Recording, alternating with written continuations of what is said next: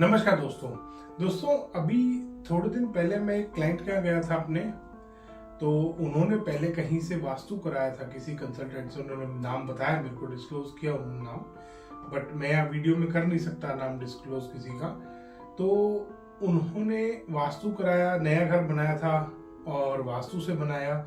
Starting से उन्होंने उस कंसल्टेंट की एडवाइस ली और उस कंसल्टेंट ने उनको पूरा गाइड किया, उनके मैप भी बनवाए कि वास्तु के अकॉर्डिंग सारे मैप्स कैसे बनेंगे, इंटीरियर पूरा डिजाइन किया दोस्तों वहां पर। और जब से उन्होंने रहना शुरू किया क्लाइंट ने, उनको बहुत ज्यादा तकलीफ होने लगी। उनकी जो वाइफ थी वो हर टाइम वहां पे बीमार रहने लगी उस घर में, उनकी वाइफ जो थी, और काफी बीमार, उनके घुटनों में प्रॉब्लम आनी शुरू हो गई।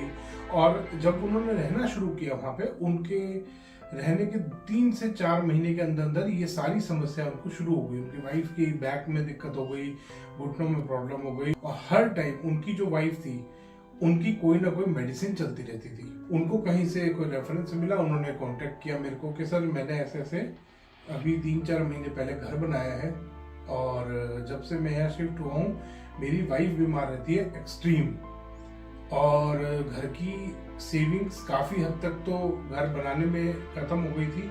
जो थोड़े बहुत पैसे बचे हुए थे वो सारे उनके इलाज में लग गए। खैर उन्होंने अपने घर पे मुझे इनवाइट किया, और वहां पे जाके दोस्तों मैंने देखा कि वो चक्रा वाले भाई साहब वहां पे होके गए हैं, और जो एडवाइस उन्होंने स्टार्टिंग से ली थी वो उन चक्रा वाले भाई साहब से ली थी उन्होंने। और उनका मकान एग्जैक्ट नॉर्थ फेसिंग था दोस्तों, और उन्होंने चक्रा वाले भाई साहब ने जब उस मकान के नक्शे पे चक्कर लगाया तो उन्होंने बताया चक्कर लगा के कि ये जो आपकी गैस आ रही है ये पता नहीं E2 E3 पे आ रही है। दोस्तों पहली चीज, वास्तु में E2 E3 E4 S1 S2 ये सब कुछ नहीं होता। जो नव पद वास्तु है, 81 पद बनते थे, जो देवता 45 देवी देवता आउटलाइन पे आते थे, वो एक अलग सिस्टम था, वो एक अलग वास्तु है, वो वैदिक वास्तु है, वो ओरिजिनल वास्तु है। जो ओरिजिनल वास्तु जब लिखा गया था वो 81 पद पे लिखा गया था। और ये जो चक्रा वाला वास्तु चल रहा है दोस्तों, ये अपना सेल्फ क्राफ्टेड और सेल्फ ड्राफ्टेड वास्तु है। अब इन्होंने अपने E1 E2 E3 E4 ऐसे करके अलग अलग चीजें बना ली है। तो उन्होंने बताया उनको वास्तु चक्रा वाले ने कि ये आपकी जो गैस लग रही है ये E1 E2 के बीच में कहीं पे आ रही है, ये तो S3 S4 पे होनी चाहिए।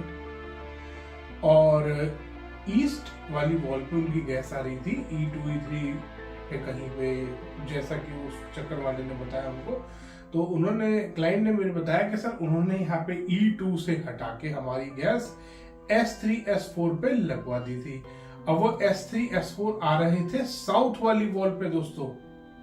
उस भले कंसल्टेंट ने उस सेल्फ क्राफ्टेड, उस गलत चक्कर, जो कि एक गलती से कोई डिवाइस बन गया है, गलती से कोई एक इन्होंने फॉर्मूला इजाद कर लिया, गलत फॉर्मूला, और उस नक्शे पे जब उन्होंने चिपकाया, उस क्लाइंट का जो सो कॉल्ड वास्तु से बना हुआ, अभी आगे और मैं बताऊंगा, वो वास्तु से बना हुआ भी नहीं था नक्शा। वो जो सो कॉल्ड उस कंसल्टेंट ने बना के दिया था वास्तु के अकॉर्डिंग नक्शा दोस्तों, उन्होंने उस नक्शे के हिसाब से साउथ वाली वॉल पे, क्योंकि S3 S4 साउथ वॉल पे आ रहा है, तो आपको तो गैस यही लगानी पड़ेगी दोस्तों। साउथ वाली वॉल पे कभी भी, एक बेसिक वास्तु का पॉइंट है ये, तो सब जानते हैं, जिसको वास्तु नहीं आता वो भी ये बात जानता है कि गैस कभी भी साउथ वॉल पे, नॉर्थ वॉल पे, वेस्ट वॉल पे नहीं आ सकती। और उस भले कंसल्टेंट ने उस चक्रा के चक्कर में आके अपनी विद्या का मजाक उड़वाया दोस्तों, अपनी बेइज्जती कराई, और जहां से उसने सीखा, और उसकी तो बेइज्जती कराई कराई दोस्तों, और उसने अपनी बेइज्जती कराई, जो उनका गुरु है। सब मिलके अपनी बेइज्जती करा रहे हैं, क्योंकि उस चक्रा के चक्कर में ये लोग फंस चुके हैं बेचारे। अब S3 S4 पे गैस लानी भी है, और वो साउथ डायरेक्शन बन रही है, वो वहां पे फंस जाते हैं दोस्तों। और दोस्तों उसके बाद जो नक्शा उन्होंने बनाया था, मतलब मेरे को तो बहुत हैरानी हुई देख के कि एक इंडिपेंडेंट हाउस एक 250 गज का उनका प्लॉट था, उसमें उन्होंने वास्तु वाले को फ्रीडम दिया कि आप परफेक्ट वास्तु से नक्शा बनाइए। और उसके बाद भी उनके पूरे घर में दोस्तों अलग अलग रंग की टेपें, अलग अलग कहीं पे बताया उन्होंने, यहाँ पे हमने ब्रास की स्ट्रिप डाली, यहाँ हमने कॉपर की स्ट्रिप डाली, यहाँ पे ये करा वो करा। 2.25 लाख रुपए के आसपास की उन्होंने रेमेडीज बताई दोस्तों, कि 2.25 लाख रुपए की रेमेडीज उस वास्तु वाले ने करवाई और नक्शा भी उसी ने बनाया था वास्तु के हिसाब से। दोस्तों अगर कोई भी नक्शा वास्तु के हिसाब से बनाया जाएगा तो उसमें कोई भी रेमेडी करने की जरूरत नहीं है। अगर थोड़ा बहुत कहीं पे कोई एकाध, बहुत बार हमारी आर्किटेक्ट पॉइंट ऑफ व्यू से लिमिटेशंस होती हैं, तो आर्किटेक्ट बहुत बार नॉर्थ में कहीं पे बेडरूम ले लेते हैं, तो उसके साथ का जो कॉमन टॉयलेट आ रहा होता है कई बार वो नेगेटिव आ जाता है, उसकी वो रेमेडी कराते हैं। भाई बहुत छोटा सा एग्जांपल दे रहा हूं दोस्तों, वो उस घर में उस वास्तु वाले ने 100% मकान गलत बना रखा था, एक भी चीज वास्तु से नहीं थी। साउथ वेस्ट उसने कहा डिस्पोजल का कॉर्नर है, यहाँ पे टॉयलेट बना दो, यहीं पे आप अपना सेप्टिक टैंक बना दो। अब ये तो एक छोटा बच्चा भी जानता है जिसको वास्तु नहीं आता कि सेप्टिक टैंक कभी भी साउथ वेस्ट में नहीं आता। उसने कहा नहीं जी डिस्पोजल का कॉर्नर है, यहीं पे आएगा सेप्टिक टैंक तो, और वो सेविंग वहां पे खत्म करवा देते हैं।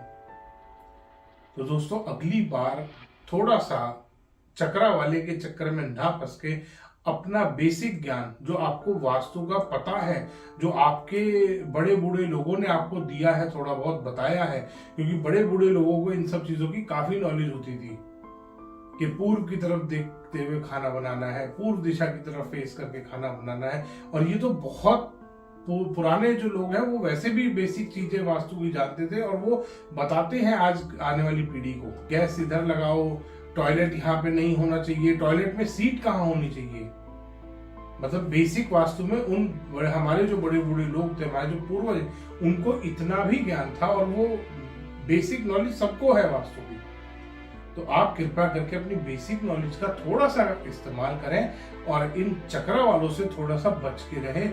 और कभी भी दोस्तों एक चीज का खास ख्याल करिएगा कि कभी भी अगर आप वास्तु से मकान बनाते हैं तो आपको रेमेडी नहीं करनी, और उस चक्कर वाले से जरूर जब भी आप नक्शा बनवाते हैं उससे बोलिएगा कि इसको प्रूव कर, क्योंकि तू अपने चक्रा को इस्तेमाल करके करेक्शंस करते हो ना, तो उसमें चक्रा लगवा के उसे प्रूव करवाना कि इसको प्रूव करके दिखाओ कि ये नक्शा 100% वास्तु से बना हुआ है, इसका बार चार्ट बना के दिखाओ। क्योंकि दोस्तों असली फ्रॉड इनका वहीं पे ही है। जिस भी नक्शे पे बार चार्ट लगाएंगे, ये 100% वास्तु से बना हुआ नक्शा भी लगभग 30% वास्तु से बना हुआ रह जाएगा, 70% वो वास्तु के बाहर। तो दोस्तों अगली बार ध्यान रखें, ऐसे चक्रों में ना फंसे।